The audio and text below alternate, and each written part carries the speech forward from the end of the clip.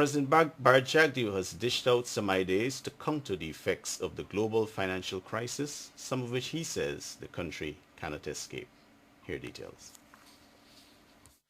The global economic crisis has had some degree of effect on countries big and small since it first showed its face in September of 2008.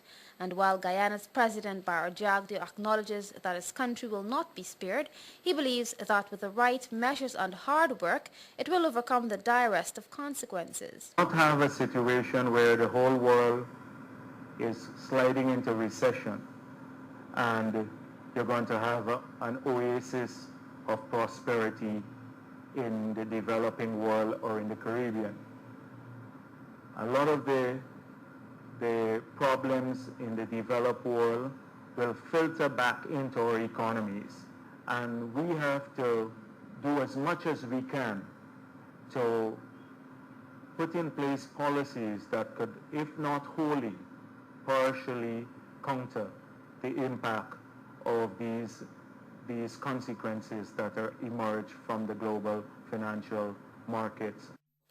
Mr. Jagdeo also mentioned increased productivity as key if the country is to truly survive the crisis. We have to use this opportunity to look at our whole business spectrum, all of our producers, from the state producers of goods and services to private sector producers.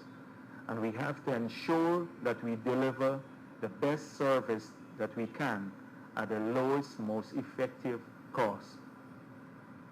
And that is one way we may be, through this increase in productivity, ride out some of the impact of the crisis. The need for government to spend in a more labor-intensive way was also raised as a means of cushioning the effects of the global economic crisis. Guyana has so far managed to minimize the impact of the credit crunch, with its economy growing by some 3% in 2008. Welcome back to the NCN 6 o'clock news. Executives of the Guyana Manufacturing and Services Association are finalizing strategies for the setting up of a national think tank to assist the manufacturing sector. Association President Ramesh Duku says this is in light of the global financial crisis, which is already affecting local manufacturers. Duku stressed the crisis is hitting home and the association sees it fit to lend a helping hand to local companies. He says a meeting will be held shortly with manufacturers countrywide to ascertain the impacts on their individual entities. According to the president, some of the companies hardest hit are those doing business with partners in North America. President Bharat Jagdeo is set to make a presentation on avoided deforestation at the World Economic Forum later this week. The Guyanese leader is the only from the Caribbean among 40 others who will be joining business executives, NGOs and trade unions in Switzerland for the 4-day event starting on January 28. Here are details. President Bharat Jagdeo at the media conference said the World Economic Forum is limited to a few top leaders and academics around the world. It was a very important step forward for us to be invited, and more so to have a speaking slot at the meeting. The meeting will also focus on managing the current global financial crisis and shaping a post-crisis agenda from economic reform to climate change. Meanwhile, the president says following that meeting, he will be meeting with the Prime Minister of Norway, Jens Stoltenberg, who has been very instrumental in the climate change efforts. They've set aside a large sum of money, I think it's $1 billion, and they have already given a huge sum of this to Brazil to deal with deforestation. We're very happy that we've been working with the Norwegian government for some time now, and I hope that we can do something jointly, particularly in this area. Mr. Jagdeo will also meet other stakeholders and climate change lobbyists, including Prince Charles. The Guyanese leader, meantime, says he is happy that Guyana's argument for compensation for standing forests is gaining global recognition. Now there is increasing attention being paid to avoided deforestation, that is preservation of the forest.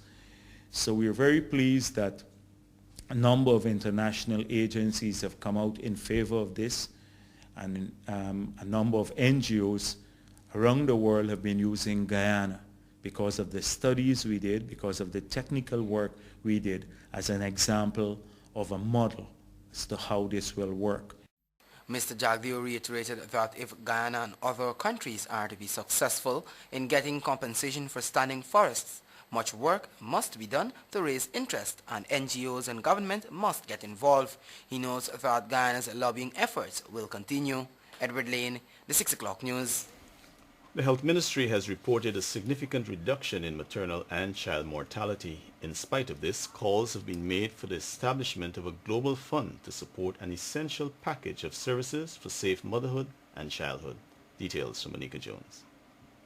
According to reports from the Health Ministry, maternal deaths have been reduced from greater than 20 per 10,000 before the 1990s to about 14 by 2005 and to about 11 by the end of 2008. Similarly, child mortality has reduced from greater than 80 per 1,000 before the 1990s to 53 by 1999 and now to 19 at the end of 2008. The ministry has set an ambitious target to ensure no preventable death occurs in the country by 2025. Health officials have called for a global fund to support packages necessary to provide services for safe motherhood and childhood.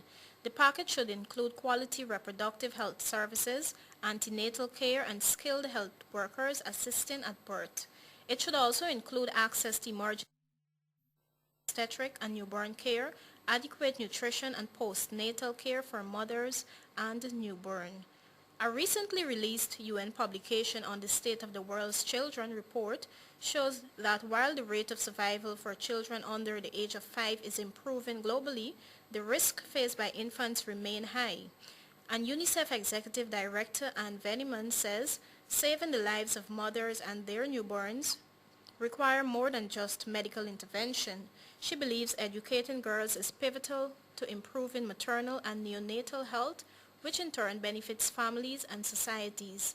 In the meantime, the Health Ministry in Guyana is attributing its success in reducing maternal and child mortality rates to the efforts of health workers. Onika Jones, the 6 o'clock news.